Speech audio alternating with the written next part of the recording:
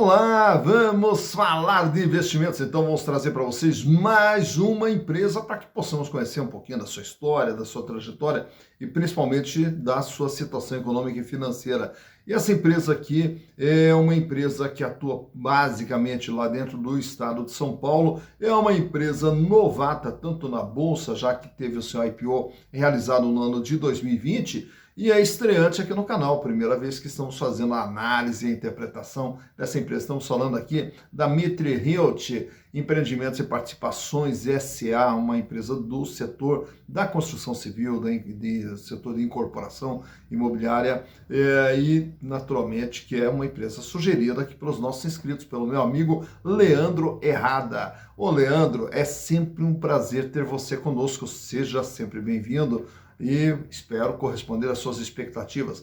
E também, caso vocês queiram outras empresas, é fácil.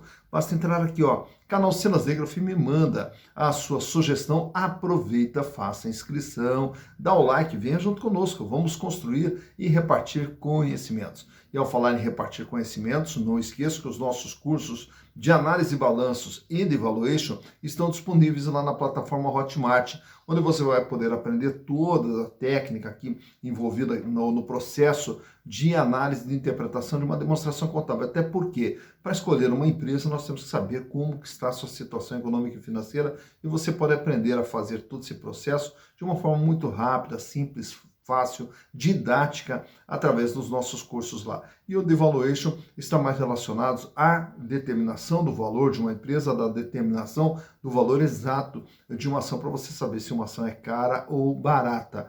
E aí o custo também muito baixinho, você em pouco tempo ali consegue aprender toda essa técnica com material de apoio, e ainda também as dúvidas que tiver, a gente vai estar sempre à disposição de vocês. Espero vocês lá na Hotmart também. Mas vamos falar então da Mitre Realty. É uma empresa, imagina, uma construtora surgida lá no ano de 1962 através da família Mitre. E essa construtora, então, uma construtora extremamente familiar, que vai ali dando seu passo a passo e ampliando ali a sua participação dentro principalmente da cidade de São Paulo. E ela seguiu toda a sua trajetória como uma empresa familiar, uma empresa de construção civil familiar, até o ano de 2008. Aí no ano de 2008 que ela dá a grande guinada dela através do Fabrício Mitre. Fabrício Mitre, ele é neto de um dos fundadores da construtora Mitre, da empresa Mitre. E só que o Fabrício, ele teve a sua carreira, a sua formação mais voltada para o lado de finanças. Tanto é que morou fora do Brasil, depois retornou para o Brasil trabalhando em bancos de investimentos, então muito ligado ao setor de investimentos e muito ligado ao setor financeiros. Só que daí chega no ano de 2008, a empresa precisava de alguém que comandasse. E aí o Fabrício assume o comando da empresa. E logo que assume, começa todo um processo de reestruturação, de reorganização da Mitre, justamente pensando em tornar a empresa uma empresa bem maior, bem mais forte. E aí, com todo o conhecimento que ele adquiriu nas experiências dele fora do setor da construção civil, começou a implementar toda essa sua experiência. E aí, na sequência, começa a fazer parceria com os chamados fundos de investimentos familiares para fazer investimentos, e começou todo um processo de ampliação da Mitre. Já no ano de 2016, aí eles dividem, dentro da Mitre, há uma divisão, uma delas que é a Raízes, que é um segmento voltado mais para a construção voltada para a classe média, e também a House Mitre, que daí já é um segmento da construtora voltado mais para um público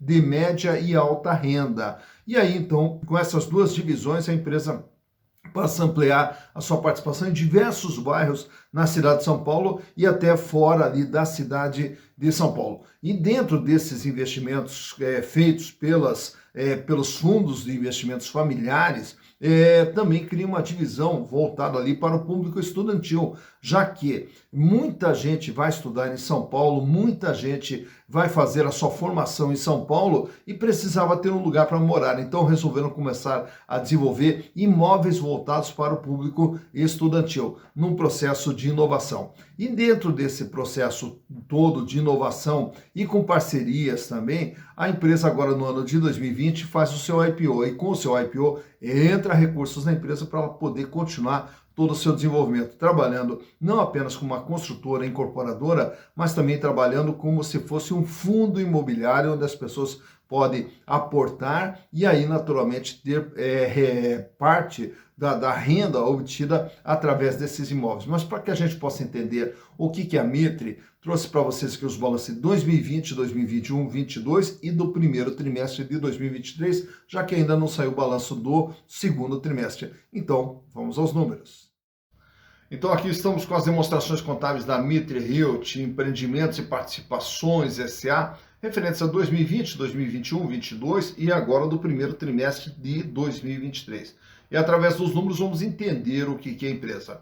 Lá no ano de 2020, a Mitre era uma empresa de 1.321 bilhões de reais. E desse valor aqui, a maior parte está aqui, ó, dentro do ativo circulante, que é o chamado capital de giro, os recursos que a empresa utiliza para produzir receitas e, consequentemente, gerar seus resultados. Então, fecha aqui com 1.083 bilhões de ativo circulante, o que corresponde a 82% de tudo aquilo que a empresa tem. Então, de tudo que ela tem, 82% é destinado ao capital de giro. Lá em 2020, a empresa fecha com um volume de dinheiro em caixa de 766 milhões de reais, até em função do IPO realizado justamente nesse ano. O contas a receber totaliza 150 milhões e os estoques, que são os imóveis destinados à venda, de 152 milhões de reais. Já para o ano de 2021, a Mitre agora pula para 1.585 bilhões de reais, com aumento no capital de giro indo agora para 1.214. Apesar do aumento no capital de giro nominal, o peso do capital de giro ele recua aqui para 76,6%. A empresa diminui o volume de dinheiro em caixa para 253 milhões, em compensação, tem um aumento no contas a receber que dobrou, foi para 300 milhões e os estoques da empresa dispararam, foram para 639 milhões de reais lá no ano de 2021. Chegando em 2022, a empresa agora é de 2 bilhões e 61 milhões de reais. E o capital de giro pula agora para 1 bilhão 493 milhões. O volume de dinheiro em caixa de 253 ele recua para 227, aumenta o contas a receber para 423 milhões e aumenta os estoques de imóveis destinados à venda, indo para 825 milhões. Naturalmente que temos aqui no realizável a longo prazo também um valor mais significativo, também que são os estoques da empresa, só que para longo prazo. Já no ano de 2023, agora em março, ela fecha com 2 bilhões e 92 milhões, aumentando o capital de giro para 1 bilhão 684, indo lá para 80,5%. O volume de dinheiro em caixa praticamente estável aqui com 232 milhões, aumenta ainda mais o contas a receber para 559 milhões e aumenta também os estoques que fecham com 870 milhões de reais.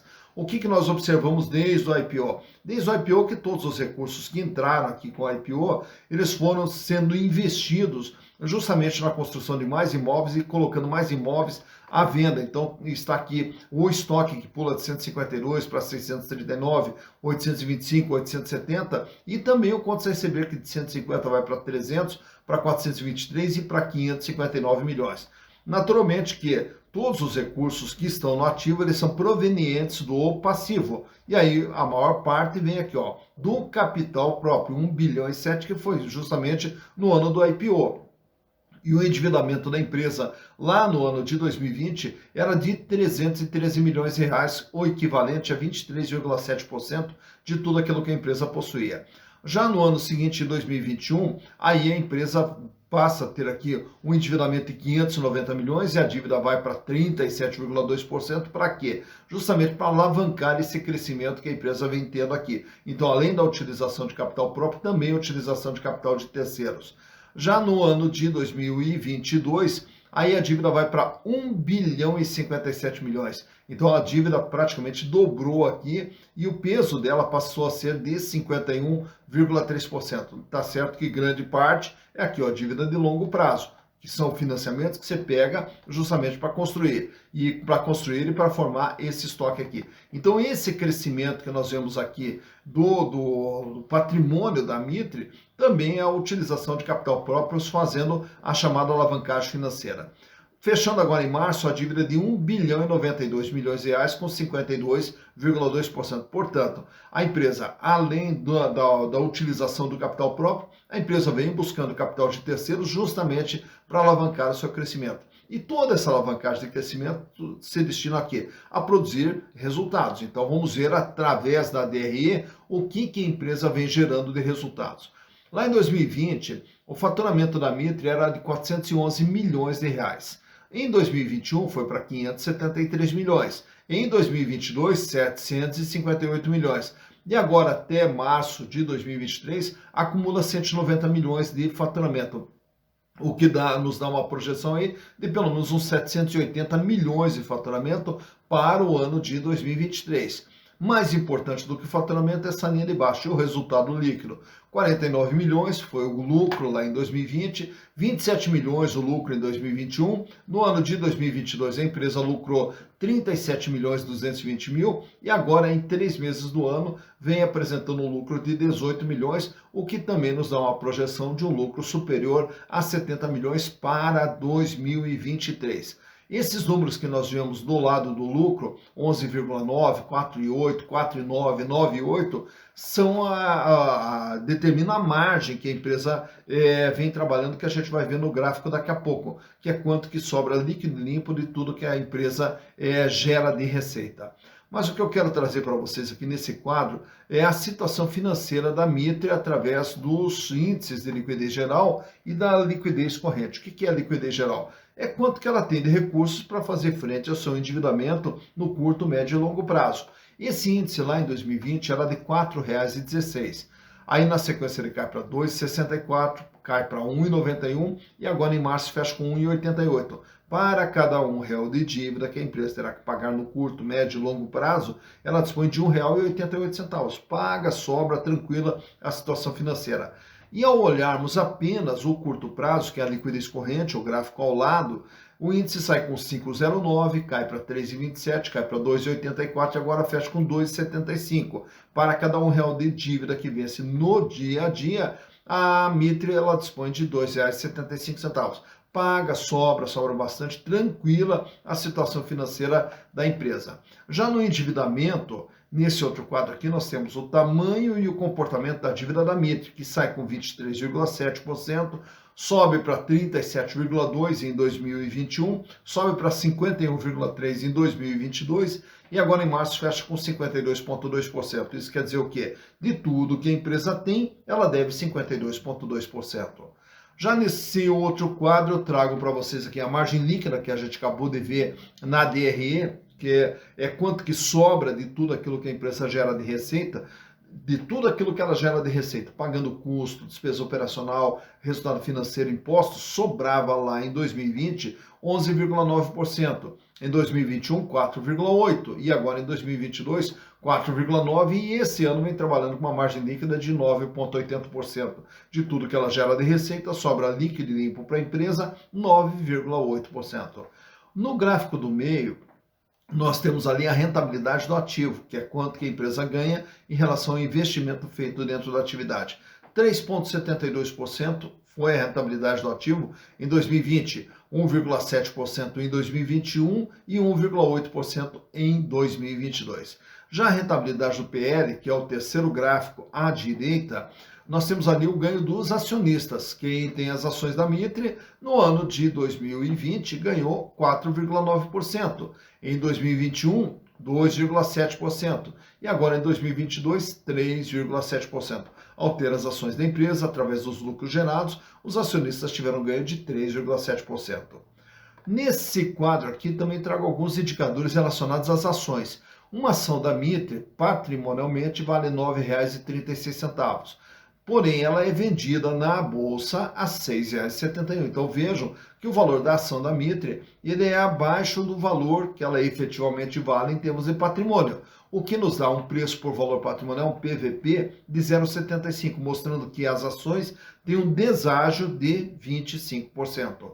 Lucro por ação nos últimos 12 meses, 44 centavos, que foi gerado de lucro por ação, o que dá uma rentabilidade da ação de 6,56%.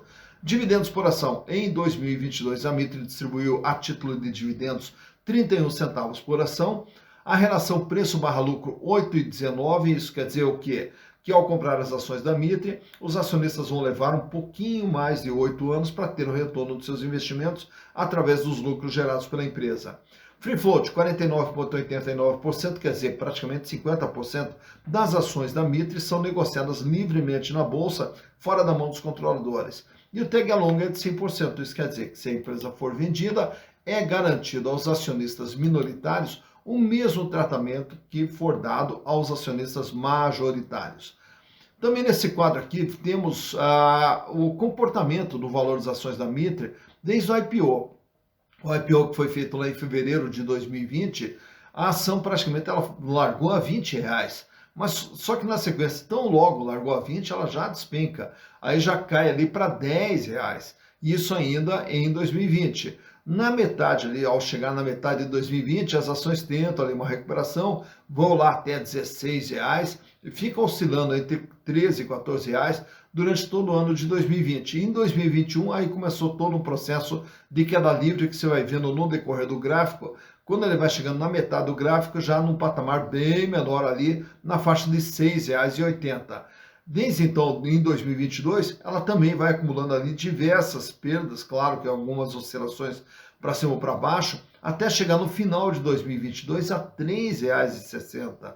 E agora em 2023 a ação ela ensaia ali uma recuperação, tanto é que chega no dia da gravação desse vídeo aqui, a 24 de julho, com as suas ações cotadas a R$ 6,71.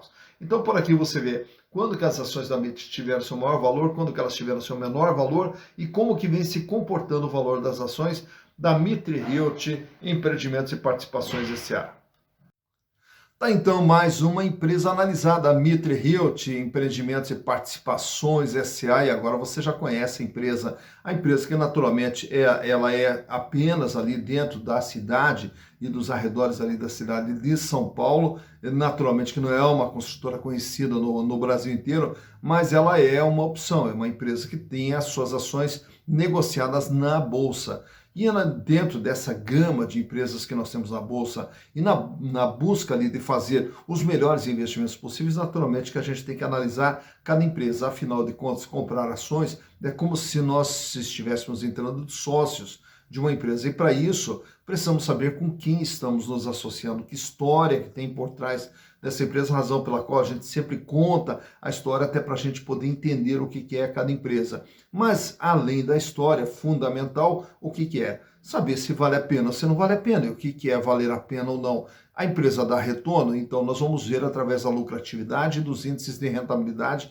produzidos pela empresa. A empresa oferece risco, e esses riscos nós vamos ver aonde? Na situação financeira da empresa, se ela está numa situação financeira confortável ou não, e no nível de endividamento, até porque o nível de endividamento sufoca e mata uma empresa. Então, esses cuidados que nós temos que ter. E aí, naturalmente, analisar alguns demais indicadores fundamentalistas para saber se aquela ação é cara ou barata naquele momento que nós pretendemos aportar ou comprar ações dessa empresa. Então, esses conhecimentos todos é que nos possibilitam tomar decisões mais conscientes, mais seguras, evitando riscos e tentando potencializar as possibilidades de ganho, né? Que é o objetivo de um investimento. E aí o canal Ser Executivo procura trazer todas essas informações para que você possa ter um pouco mais de informações e, naturalmente, junto com as demais informações que você vai buscar, você vai formar o seu processo de decisão para saber se vale a pena ou não investir numa empresa. Mas o importante o que é? É fazer investimentos para quê? Para construir patrimônio,